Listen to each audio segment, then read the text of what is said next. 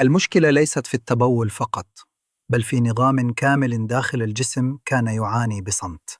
سأتكلم في هذا الفيديو عن مشاكل البروستاتا وحل في نظام غذائي يساعدك على استعادة توازن اضطرابها وتحسين عملها في الجسم. تستيقظ ليلاً مرة، مرتين، وربما أكثر. تذهب إلى الحمام ثم تعود للنوم، لكن النوم لم يعد كما كان. الكثيرين يعتقدوا أن هذا طبيعي مع العمر، لكن الحقيقة مختلفة تماماً. اعلم أن ما تأكله يومياً قد يكون هو السبب، وفي نفس الوقت يكون هو الحل. ليس دواء ولا إجراء معقد، بل نظام بسيط إذا فهمته فسوف تلاحظ فرقاً خلال أيام وتغيراً حقيقياً خلال أسابيع. تنويه: هذا الفيديو لأغراض التوعية الصحية فقط، ولا يغني عن استشارة الطبيب المختص، وهو مبني على معلومات طبية مترابطة، ومشاهدتك لجزء منه فقط قد تعطيك فهماً ناقصاً للمعلومة. كما أرجو منك التفضل بالاشتراك في القناة وعمل لايك للفيديو لدعم القناة ومشاهدة الفيديوهات القادمة. وبعد اتباع النظام الغذائي الذي سأخبرك به، أول تغيير ستلاحظه هو الهدوء. ليس فقط هدوء المثانة، بل هدوء الليل، فستبدأ تستيقظ مرة واحدة فقط للذهاب إلى الحمام، أو ربما لا، وهذا وحده كفيل بتغيير يومك بالكامل. والنوم العميق يعود تدريجياً، فتصحو بطاقة مختلفة وتركيز أعلى ومزاج أكثر استقراراً. ثم يأتي التغيير الثاني الذي لا ينتبه له كثيرون، وهو انخفاض الإلحاح المفاجئ للتبول. ذلك الشعور المفاجئ الذي يجعلك تبحث عن حمام فوراً سيبدأ بالاختفاء، وتشعر أنك تتحكم في جسمك مرة أخرى وليس العكس.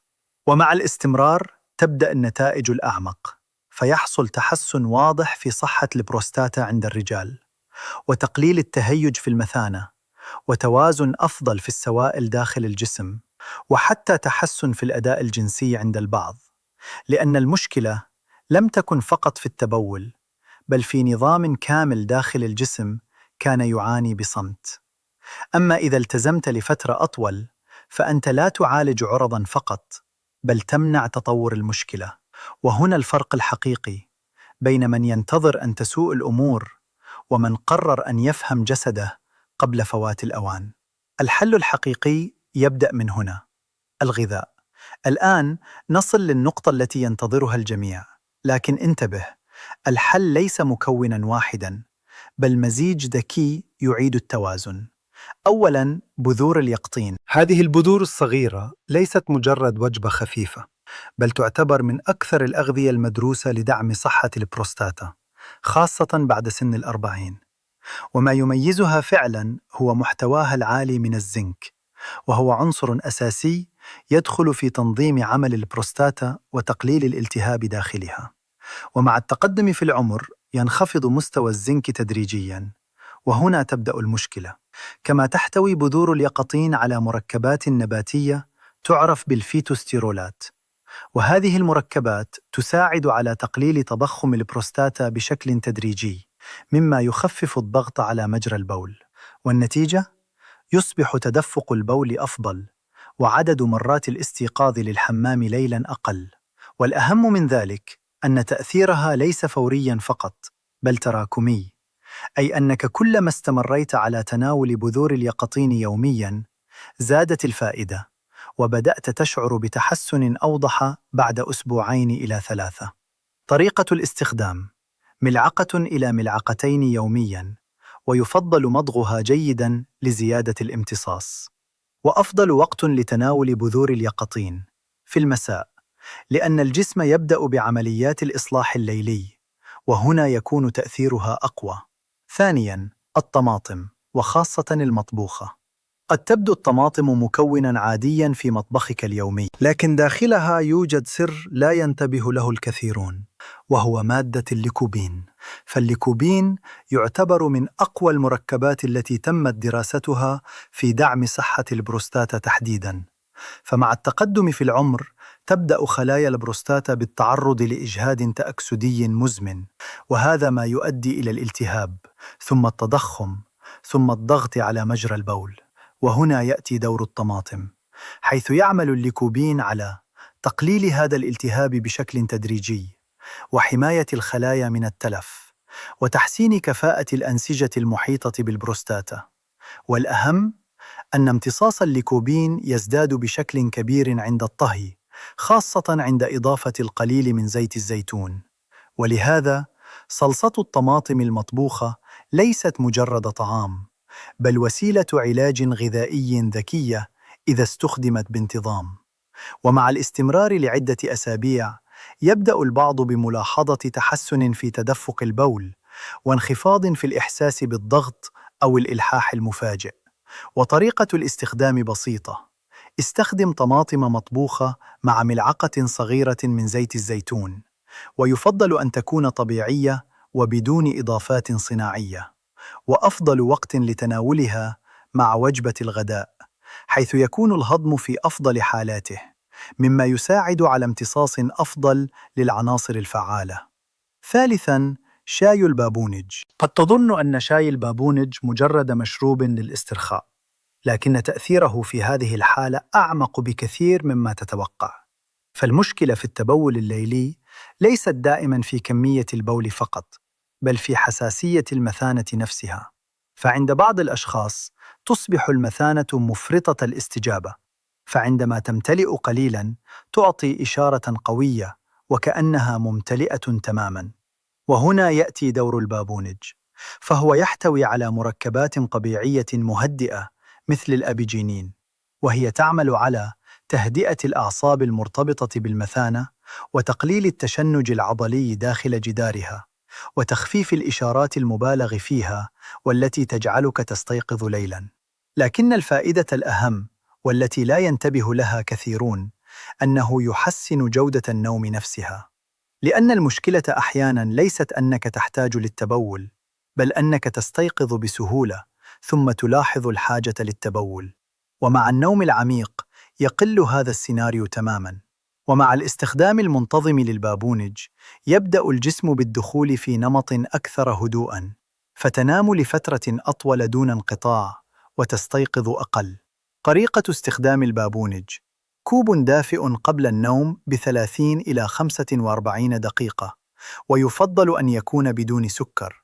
وبعد استمرار شرب البابونج لعدة أيام ستشعر أن ليلك أصبح أهدأ بشكل ملحوظ.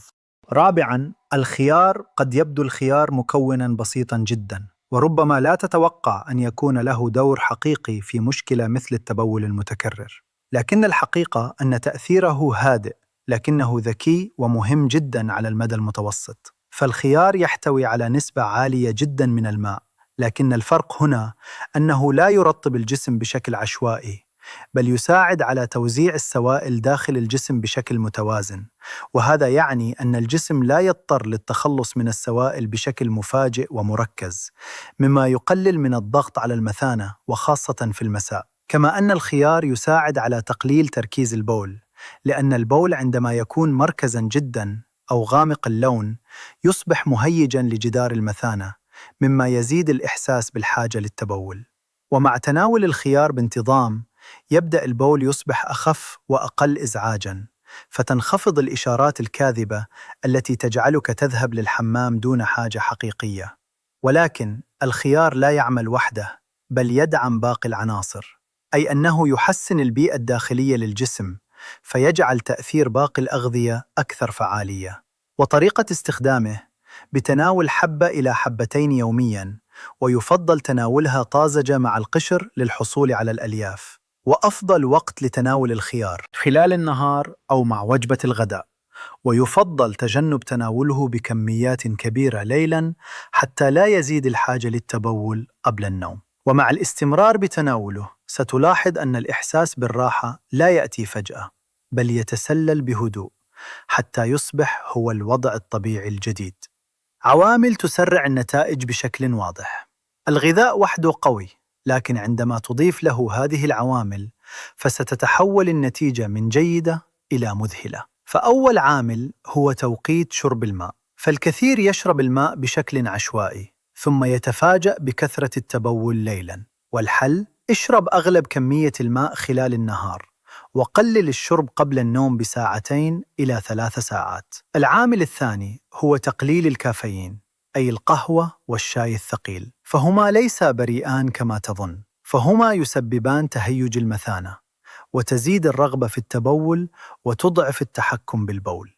العامل الثالث هو تفريغ المثانة بالكامل، فكثير من الناس يتبولون بسرعة دون إفراغ كامل للمثانة، فأنصحك بأن تجرب هذه الطريقة. بعد التبول انتظر 20 ثانية، ثم حاول مرة أخرى وستتفاجأ بالفرق. رابع عامل هو الحركة اليومية، فالمشي من 20 إلى 30 دقيقة يومياً يحسن الدورة الدموية ويقلل احتقان الحوض ويدعم صحة البروستاتا. هذه التفاصيل الصغيرة هي التي تصنع الفرق الكبير.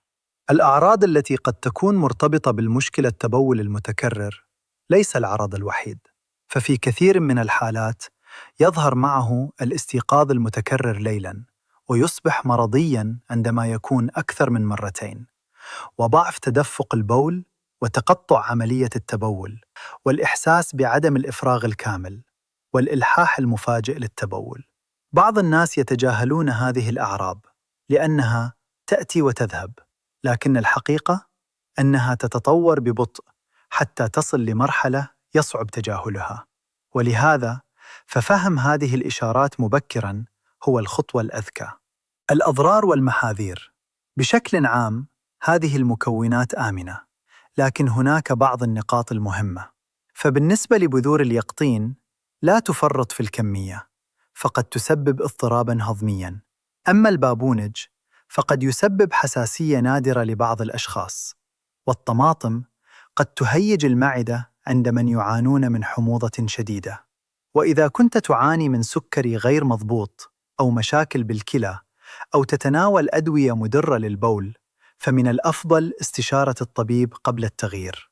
الخلاصة: التبول المتكرر ليس مجرد إزعاج، بل رسالة من جسمك، فهو يحاول أن يخبرك بشيء. والفرق بين من يعاني ومن يتعافى هو أنه قرر أن يستمع. ابدأ بخطوة بسيطة، غير ما تأكله وراقب جسدك وأعطه فرصة. فكم مرة تستيقظ ليلاً؟ وهل كنت تعتقد أن هذا طبيعي؟ اكتب لي في التعليقات، لأن إجابتك قد تساعد شخصاً آخر يمر بنفس التجربة. شكراً لمشاهدتك هذا الفيديو، ووصولك إلى هنا يدل على ثقافتك واهتمامك، وأتمنى منك دعم الفيديو بالإعجاب ومشاركته مع شخص تهتم لصحته. وإلى لقاء قريب في الفيديو القادم. أترككم في أمان الله ورعايته.